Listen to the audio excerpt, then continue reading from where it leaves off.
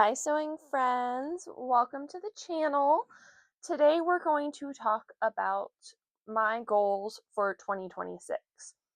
So these are just my business and sewing goals, and I'm only listing out 5 of them because I think in a new year, people tend to overdo it, overshoot, try to do everything, and then things fall off.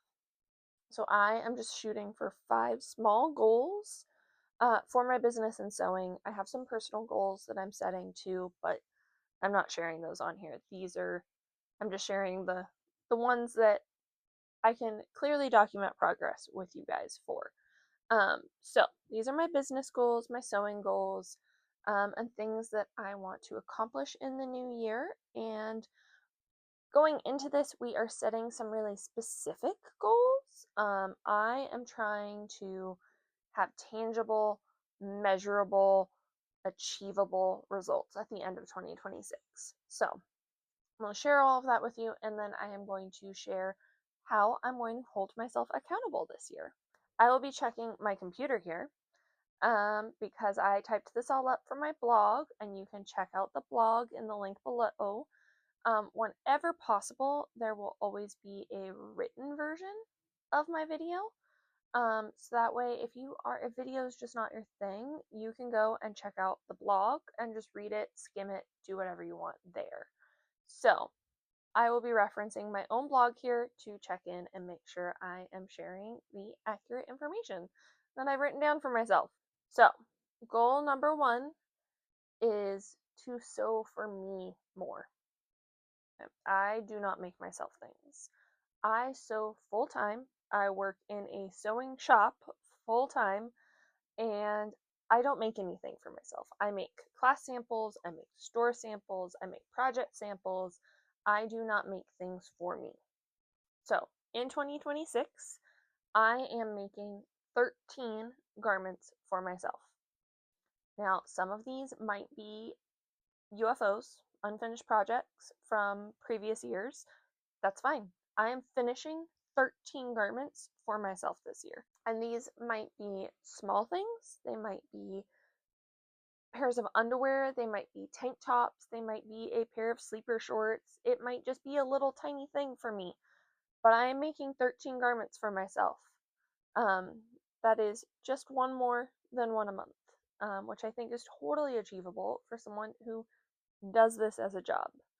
And I'm working on ways to incorporate these garments into what I share with you all, so that way I can actually achieve this. In 2025, I made a top for myself. I managed to carve out a day off and make a quick little lacy top that I like.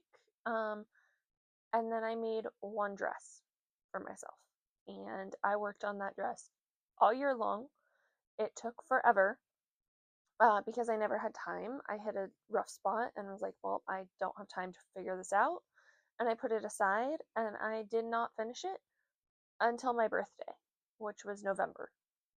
So I don't make things for myself very often. I have a lot of friends and family that are constantly like, oh, why don't you ever make me anything? Because I don't make things for me. So 2026, we are carving out time to make things for me. Okay? Goal number 2 is to use my stash. I have a lot of fabric. Like a lot of fabric.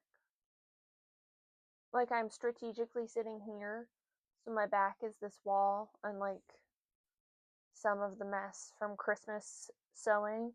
So you don't see the storage, shelving, or the closet that's in my sewing room, or what's under the camera, or over there, or what's lining my garage. I have a lot of fabric. I work in a fabric store. I've worked in a fabric store for 2 years now. I'm starting another job at a different fabric store in a couple weeks. So I get employee discounts at 2 companies, but technically 4 stores. Dangerous. Dangerous. So it's time to use the stash. We've got to stop buying so much fabric. And to be honest, this is on my list every year. I've cut down a lot. I've been really mindful in my shopping. I am always really, really good at keeping track of what I use up until I prepare for the tattoo convention. And then it's just chaos. I have a really neat spreadsheet that I love using um, because my rule is 1 in, 2 out. So 1 yard of fabric comes into the home, 2 yards need to be used or go out. That can be donated, that can be cut up, that can be sewn into, whatever. 2 yards for every one that comes in. Always really good. And then the tattoo convention prep comes in, and I lose my mind and I stop keeping track of things, and it's a mess. So we're trying again. I think it's the 3rd year in a row. So we're trying one more time. We're eliminating this stuff. And thankfully, trying to do stuff for myself will help me use up more of it. Because making clothes uses up more fabric than garment making uses more fabric than bag making. So we are going to start knocking that stash down a little bit. Goal number 3. I want to get some online classes going. I think I'm going to try to get 5 classes made and on my website. That one's a wishy-washy goal, but I have none. People are asking for them. I'm going to work on it. It is a little lower in the priority list at the moment, but that is because my next goal is a little bigger. And I think once I get into the habit of making the next goal, then this one will seem easier and more achievable. So, on to goal number 4, which is YouTube videos. I need to make more YouTube videos. My goal for 2026 is to make 100 videos. This is video number 1. Woo! We're gonna make videos. We're going to get YouTube videos up and running and going and getting them strong and having this be an actual channel. A lot of my students in person don't even know this YouTube exists. I don't promote it because I don't make anything for it, and I feel weird promoting it because there's not a lot on it, and then it doesn't do very well because I'm not doing A or B, and then that demotivates me more, and it's a vicious cycle of perfectionism. Heavy problem there. So 2026, we're doing 100 videos. We're getting with that editing process. We're getting things going. We're getting it fine-tuned, and we're making videos this year. 100 videos. I have 4 categories that we are going to be focusing on. There are going to be Bernina machine owner tips and tricks because I am a Bernina mastery teacher in person. So I'm going to be implementing some common troubleshooting into my YouTube, just having those be ready and made. I'm going to do some tutorials. So some quick, easy, small projects, some great sewing tutorials.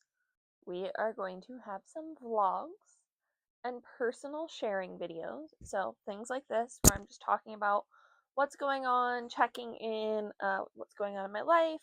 Probably gonna do some home decor stuff because my one personal goal I will share is to make my house more like a home this year and really get things fine-tuned the way I like them, the way Zach likes them too.